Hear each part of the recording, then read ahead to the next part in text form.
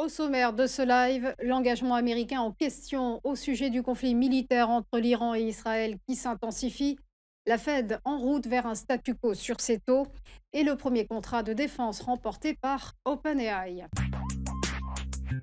Bonjour à tous, bienvenue sur TV Finance pour ce live, ravi de vous retrouver. On va décortiquer ensemble l'actualité financière et économique. Au sommaire, nous passerons en revue les infos du jour. Ensuite, ce sera Chronocac avec Xavier Fenot, associé chez Interactive Trading, qui sera en ligne avec nous pour son décryptage du CAC 40. Enfin, nous retrouverons David Furcage, président de Highwave Capital, pour sa rubrique Across the Market. On commence par trois infos à retenir et cette question: que prépare Washington au sixième jour de l'escalade militaire meurtrière entre Israël et l'Iran?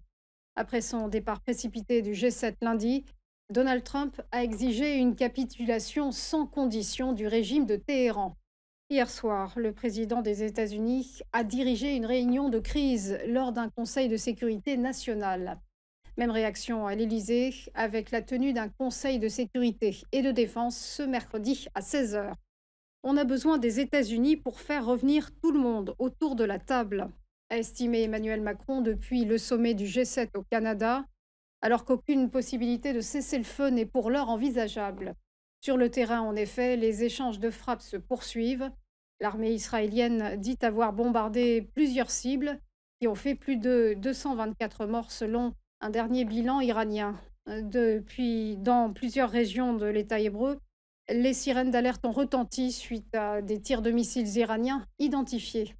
Les gardiens de la révolution qui ont annoncé avoir visé des bases aériennes en Israël.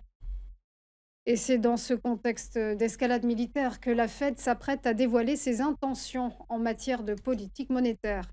Ce soir à 18 h GMT, l'institution devrait annoncer un statu quo sur ses taux et se prononcer sur les perspectives économiques du pays. 4,25, 4,50%, la fourchette de la Réserve fédérale américaine devrait donc rester inchangée. Un compte-rendu de politique monétaire pour lequel son patron, Jérôme Powell, devrait adopter un ton au quiche. Les craintes au sujet de l'inflation n'étant pas tout à fait écartées du fait du protectionnisme de Donald Trump avec sa guerre commerciale.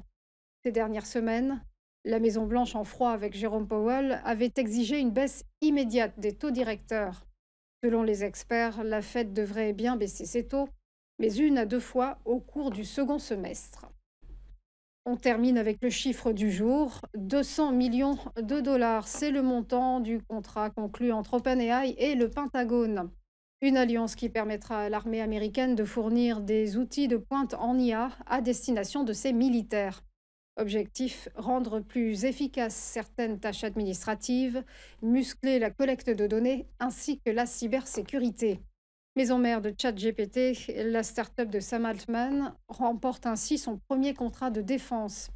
Ce partenariat Pentagone-OpenAI s'inscrit évidemment dans un contexte de concurrence accrue entre superpuissances sur le plan technologique. Et on en vient au point bourse avec le rappel de la clôture des marchés hier, des places européennes dans le rouge à l'image des incertitudes concernant le Moyen-Orient.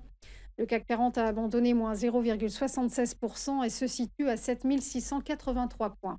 À Francfort, le DAX a, lui, fondu de moins 1,12% à 23 434 points. Direction Londres, où l'indice britannique, le FTSE, s'est tassé de moins 0,46% à 8 834 points. En Espagne, l'IBEX de Madrid a fortement reculé de moins 1,41%. Tandis que le MIB de Milan a lui aussi plongé de moins 1,36%.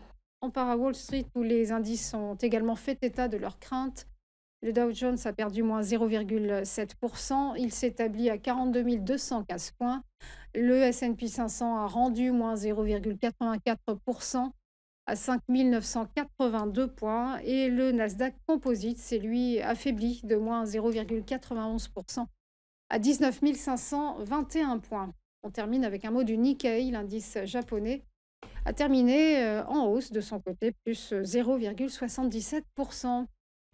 Voilà pour les dernières infos. On va marquer une pause et se retrouver juste après avec Xavier Fenot pour Chronocac. À tout de suite.